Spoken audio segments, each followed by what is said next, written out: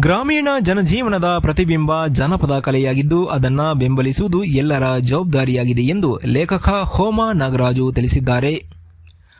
ಪಾವಗಡ ತಾಲೂಕಿನ ನೆಡಗಲ್ಲು ಕ್ಷೇತ್ರದಲ್ಲಿ ಭಾನುವಾರದಂದು ಸಿದ್ದಾಪುರದ ಸ್ವಾಮಿ ವಿವೇಕಾನಂದ ಕಲಾ ಸಂಘ ಕನ್ನಡ ಮತ್ತು ಸಾಂಸ್ಕೃತಿಕ ಇಲಾಖೆ ತುಮಕೂರು ಇದರ ಸಹಯೋಗದಲ್ಲಿ ಹಮ್ಮಿಕೊಂಡಿದ್ದ ಗ್ರಾಮೀಣ ಜನಪದ ಸಂಭ್ರಮ 2023 ಕಾರ್ಯಕ್ರಮವನ್ನು ಉದ್ಘಾಟಿಸಿ ಮಾತನಾಡಿದ ಅವರು, ಆಧುನಿಕತೆಯ ಭರಾಟೆಯಲ್ಲಿ ಗ್ರಾಮೀಣ ಕಲಾ ಮಾಧ್ಯಮ ಕಣ್ಮರೆಯಾಗ್ತಾ ಇದೆ. ಅವುಗಳನ್ನು ರಕ್ಷಣೆ ಮಾಡಿ ಬೆಂಬಲಿಸಿ ಬೆಳೆಸಿದರೆ ಜನಪದ ಸಿರಿ ಮುಂದುವರಿಯುತ್ತೆ ಎಂದರು.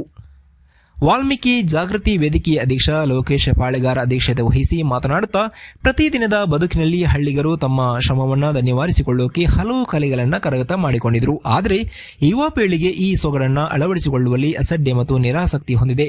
ಪರಿಣಾಮವಾಗಿ ದೈಹಿಕ ಮತ್ತು ಮಾನಸಿಕ ಆರೋಗ್ಯಕ್ಕೆ ಕಾರಣವಾಗಿರುವ ಜನಪದ ಕಲೆಗಳು ಅವಸಾನದ ತಲುಪುವ ಹಂತಕ್ಕೆ ಬಂದು ನಿಂತಿದೆ ಎಂದರು. ಈ ಕಾರ್ಯಕ್ರಮದಲ್ಲಿ ಕೀಲುಕುದುರೆ, ಸೋಮಣ ಕುಣಿತ, ಭಜನೆ, ತತ್ವಪದ ಗಾಯನ, ಗಾರುಡಿ ಗೊಂಬೆ, ಜಾನಪದ ಗೀತೆ ಗಾಯನ ಇತ್ಯಾದಿ ಕಲೆಗಳು ಪ್ರದರ್ಶನಗೊಂಡವು. ಕಲಾವಿದ ವಿರ್ಲಗುಂದಿ ನಾಗರಾಜು, ಎನ್ಆರ್ ಲಿಂಗಪ್ಪ, ದೇವೀರಪ್ಪ ಮಾತನಾಡಿದರು. ಇದೇ ಸಂದರ್ಭದಲ್ಲಿ ತಿರುಮಲೇಶ ಪಾಲಯ್ಯ, ಭಾಸ್ಕರ ನಾಯ್ಕ, ಸಂಘದ ಸ್ವಾಮಿ, ಕಲಾವಿದರಾದ ಬಲರಾಮ ಮುಂತಾದವರು ಹಾಜರಿದ್ದರು. ವರದಿ ನಂದೀಶ್ ನಾಯ್ಕ, ಪಾವಗಡ. ನಾವು ಸ್ವಾಗತವನ್ನ ಬಯಸ್ತಾ ಇದ್ದೀವಿ.